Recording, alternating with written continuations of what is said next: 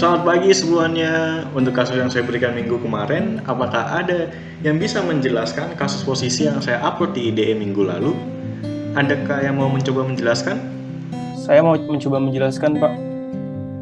Jadi ada Tucows Corporation, dia merupakan perusahaan teknologi informasi yang berkantor di Kanada. Lalu ada Renner Corporation yang merupakan perusahaan bergerak dalam bidang fashion di Amerika Serikat. Nah, lalu ada Spectrum Inc. sebagai internet service provider dari Tucows yang berkedudukan di Amerika Serikat. Nah, dalam kasus ini, Tucows membeli 30.000 nama domain dari perusahaan lain, dan salah satunya adalah Renner.com. Tucows berniat untuk mendaftarkan nama domain Renner.com ke ICANN, yang merupakan organisasi yang ditunjuk oleh WIPO guna pendaftaran nama domain yang bersifat internasional. Oke, lalu akar permasalahannya ada di mana nih? Untuk akar permasalahannya, Pak, pada saat itu bermula saat Renner mengajukan komplain kepada WIPO untuk membatalkan pendaftaran domain Renner.com oleh Tucows. Akibatnya, Tucows tidak dapat menggunakan domain Renner.com lagi. Atas hal tersebut, Tucows mengajukan gugatan ke Pengadilan Ontario untuk diakui Tucows adalah pemilik dari domain Renner.com dan menyatakan Renner tidak mempunyai hak untuk menggunakan domain Renner.com. Renner keberatan atas gugatan tersebut dan mengatakan Tucows adalah pendaftar domain yang beretikat buruk. Oke, lalu berdasarkan topik yang kita bahas minggu lalu, apakah ada yang dapat menjelaskan teori apa yang kira-kira bakal menguntungkan pihak Tucows? Saya mau menjawab, Pak. Menurut saya teori kualifikasi Lexfory, karena dengan teorinya tersebut kita dapat menyimpulkan bahwa Tucows adalah pemilik hak kebenaran yang sah atas domain name Renner.com. Bagaimana tahapan dalam kualifikasi Lexfory agar hakim bisa dapat memutuskan demikian? Untuk tahapannya sendiri, mungkin pertama-tama kita harus mengkualifikasikan perkara ini ke dalam perkara hak kebendaan, Pak. Apa alasannya? Saya ingin mencoba menjawab, Pak. Karena apabila kita mengkualifikasikan perkara ini ke dalam perkara pendaftaran domain name, pada akhirnya hukum intern Amerika mengenai pendaftaran domain name akan merugikan pihak Tucows.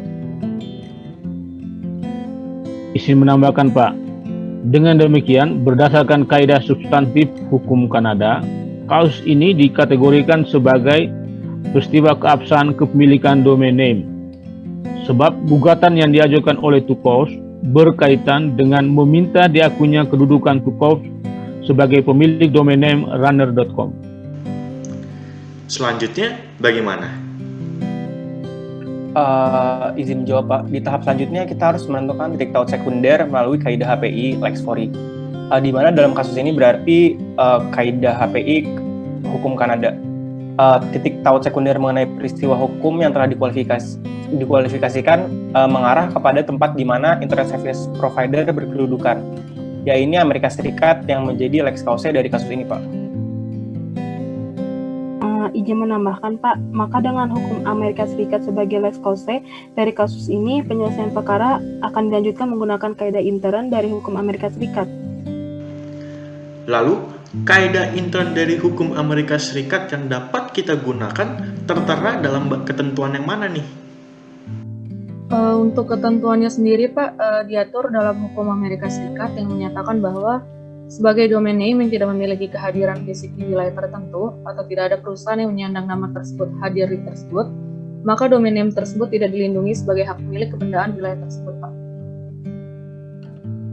Maaf, saya masih kurang paham apa yang dikatakan Riris, bahwa ketentuan itu berlaku pada persoalan ini. Bagaimana penerapannya? Menurut saya, ketentuan tersebut tidak bisa secara gamblang kita terapkan dalam persoalan ini.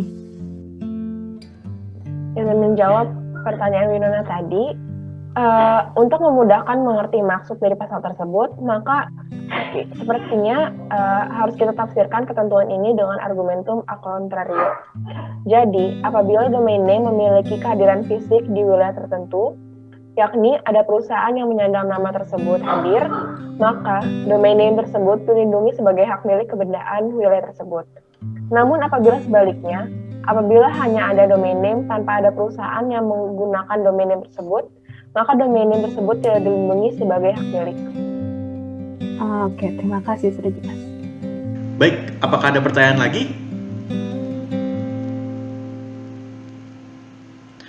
Apabila semua setuju dengan pendapat Ridis sebelumnya, maka bisa kita lanjutkan ya. Tahap selanjutnya, dengan menggunakan ketentuan dan penafsiran tadi, putusannya akan seperti apa? Izin menjawab, Pak. Dengan demikian, hasil dari putusan yang menggunakan kaidah substantif lex causae, hakim akan memutuskan bahwa domain name renner.com tidak dimiliki oleh Tucows Corporation maupun Renner Corporation, Pak. Izin menambahkan, Pak. Sebab tidak ada perusahaan fisik yang menyandang domain name runner.com yang membuat domain name runner.com tidak dilindungi sebagai hak milik kebendaan, yang artinya tidak ada kepemilikan pada domain name runner.com. Oke, apakah bisa diterima pendapat tersebut?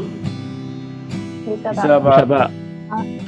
Oke, kembali pada pertanyaan saya yang di awal, dengan diputuskan demikian oleh hakim, bagaimana putusan tersebut dapat melindungi subjek hukum Kanada? Pak, izin menjawab. Dengan diputuskan demikian oleh hakim, maka pihak Renner menjadi tidak berhak atas domain name renner.com karena Renner tidak memiliki hak kepemilikan terhadap domain name tersebut. Sehingga Renner tidak punya hak untuk mengajukan komplain atas pendaftaran yang dilakukan oleh Tucows, Pak.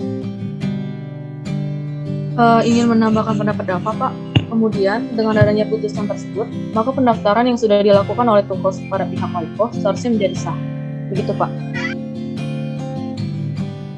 Pak, juga dengan demikian, pendaftaran tersebut tidak dapat dibatalkan oleh Renner karena Renner tidak berhak atas domain name renner.com.